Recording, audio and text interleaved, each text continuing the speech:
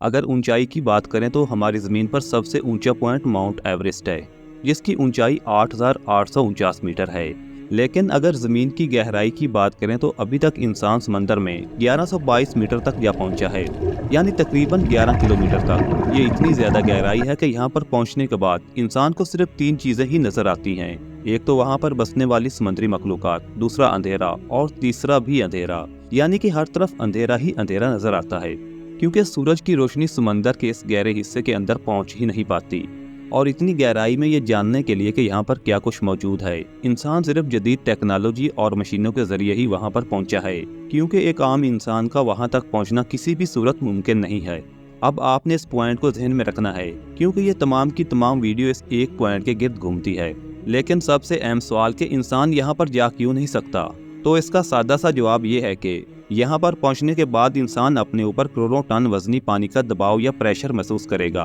اتنا زیادہ پریشر کہ ایک ہاتھی کو ایک سٹیمپ پیپر کے اوپر کھڑا کر دیا جائے، اور ظاہر ہے کہ یہی پریشر کچھ ہی سیکنڈز کے اندر اس کی جان لے لے گا۔ اب تک سمندر کی گہرائی میں جانے کا انسانی ورلڈ ریکارڈ 332.35 میٹر ہے، جو کہ ایک مصری مسلمان احمد نے بنایا، جس کا نام گینز بک آف ریکارڈ کے اندر بھی درج ہے۔ جبکہ مشینز کے ذریعے سمندر کے سب سے گہرے حصے کے اندر جانے کا ورلڈ ریکارڈ 23 جنوری 1960 کو امریکی بحریہ کے لیفٹیننٹ ڈان واش اور انجینئر جیک پیکورڈ نے بنایا، جو کہ سمندر کی 11 کلومیٹر کی گہرائی کے اندر پہنچے۔ ایک تو بے حد اندھیرے کی وجہ سے یہاں پر کچھ نظر نہیں آیا، اور دوسرا بے حد پریشر کی وجہ سے ان کی سب میرین کی ونڈو کا شیشہ ٹوٹ گیا، جو سیدھی سیدھی ان کی موت تھی، اور دوسرا کوئی انجان مخلوق ان کو بار بار پریشان کر رہی تھی، اسی لیے انہیں فوراً سمندر کی سطح پر واپس آنا پڑا۔ جبکہ اکیلے سمندر کی سب سے گہری جگہ میرینا ٹرینچ کے اندر موجود چیلنجر ڈیپ میں اکیلے جانے کا ورلڈ ریکارڈ ٹائٹینک اور اوتارا فلم کے ڈائریکٹر جیمز کیمرون نے سن 2012 کے اندر مکمل کیا،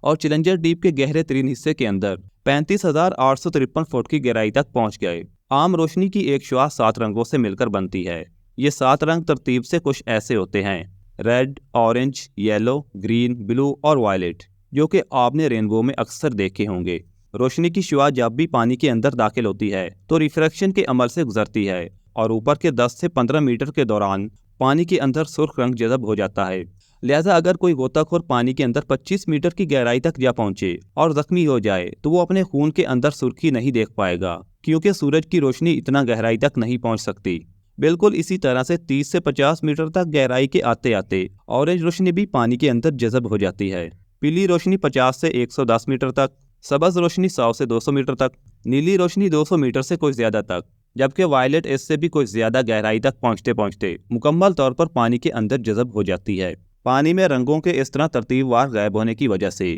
سمندر بھی تہ در تہ کر کے تاریک ہوتا چلا جاتا ہے، یعنی یہاں پر اندھیرے کا ظہور بھی روشنی کی پرتوں کی شکل کے اندر ہوتا ہے۔ یوں 6000 میٹر سے زیادہ گہرائی کے اندر سمندر میں مکمل طور پر اندھیرا ہوتا ہے، اور آپ اپنے ہاتھ کو بھی نہیں دیکھ سکتے۔ آپ کو اپنے آس پاس صرف اندھیرے کے سوا کچھ بھی دکھائی نہیں دیتا۔ آج کے لیٹسٹ دور میں آکسیجن ٹینک سمیت اور جسم کو پوری طرح سے حفاظت میں رکھ کر بھی انسان 332 میٹر سے زیادہ گہرائی تک نہیں جا سکا، تو پھر 1400 سال پہلے آخر کون تھا جو 6000 میٹر گہرائی میں جا کر مکمل اندھیرا دیکھ کر آیا اور یہ باتیں قرآن کریم میں لکھ گیا؟ کیونکہ آپ یہ جان کر حیران رہ جائیں گے کہ قرآن پاک آج سے 1400 سال پہلے سمندری اندھیرے کے بارے میں کچھ اس طرح سے بیان کرتا ہے، یا پھر ان کی مثال ایسی ہے جیسے کہ گہرے سمندر کے اندر پھیلے ہوئے اندھیرے، کہ سمندر کو ایک موج نے ڈھانپ رکھا ہو جس کے اوپر ایک اور موج ہو اور اس کے اوپر بادل، غرض اوپر تلے اندھیرے ہی اندھیرے۔ اگر کوئی اپنا ہاتھ باہر نکالے تو اسے دیکھ بھی نہ پائے، اور جس شخص کو اللہ کا ہی نور حاصل نہ ہو تو اس کے لیے کوئی نور نہیں۔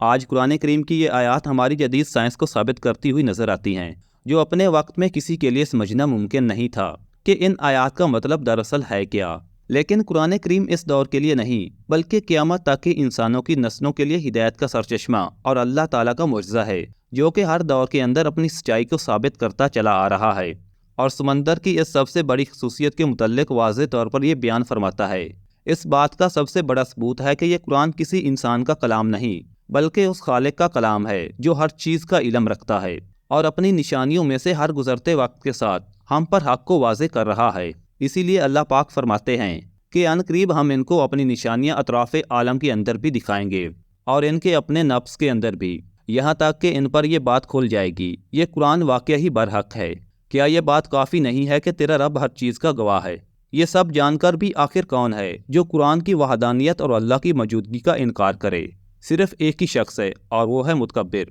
جو حق جان کر بھی حق سے منہ پھیرتے ہیں، کیونکہ اللہ تعالیٰ نے ان کے دلوں پر مہر لگا دی ہے، اور اسی لیے وہ سب دیکھ کر بھی سچ کو نہیں دیکھ سکتے۔ اللہ تعالیٰ ہمیں سمجھنے اور عمل کی توفیق عطا فرمائے، آمین۔ مجھے امید ہے کہ آپ کو آج کے اس ویڈیو سے بہت کچھ نیا جاننے کو ملا ہوگا، اور یہ ویڈیو آپ کو بہت پسند آئی ہوگی۔ اگر یہ ویڈیو آپ کو اچھی لگی ہے تو اس کو لائک کیجیے۔ Thanks for watching and keep subscribing.